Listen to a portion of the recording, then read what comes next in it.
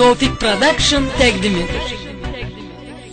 Allah'ım bu sevgi bir imtihamı. Ahı biz sevilik deliler kimi. Hasret var mı hele, var mı daha mı? Kavuşmak isterik biz hamı kimi. Sen uzakdasan elim çatmır senin eline. İsterem gece gündüz bakıma gözlerine. Ne kadar hasret olar dözmür bu yürek. Darıxıram, darıxıram senin için. Sen uzakdasan elim çatmır senin eline. İsterem gece gündüz bakıma gözlerine. Ne kadar hasret olar dözmür bu yürek. Darıxıram, darıxıram senin için.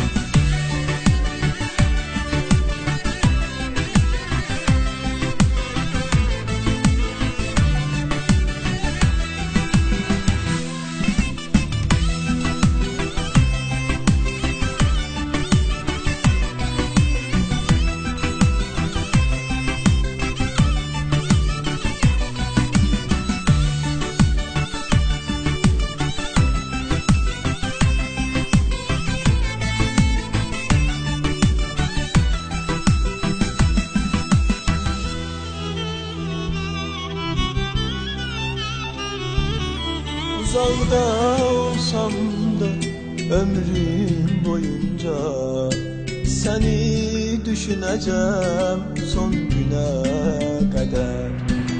İnan görmesem de seni doyunca seveceğim öldüğüm son ana kadar.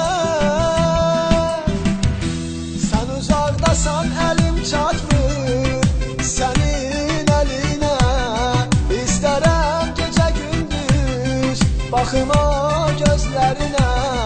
Ne kadar hasret olar dözmür bu yürek. Darıxıram, darıxıram senin için.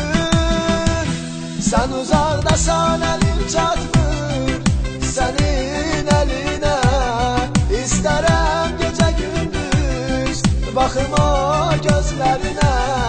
Ne kadar hasret olar dözmür bu yürek. Darıxıram, darıxıram senin için.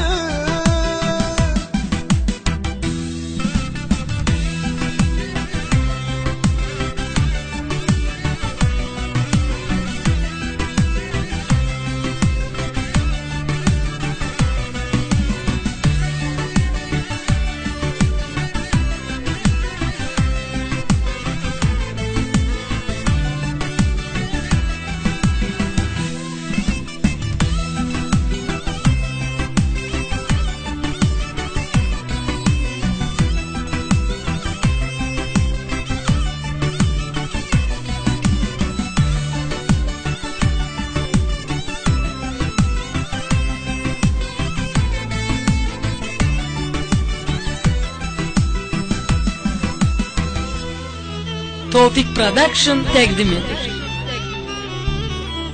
Elə bil bu dəqiqə zəngi gələcək.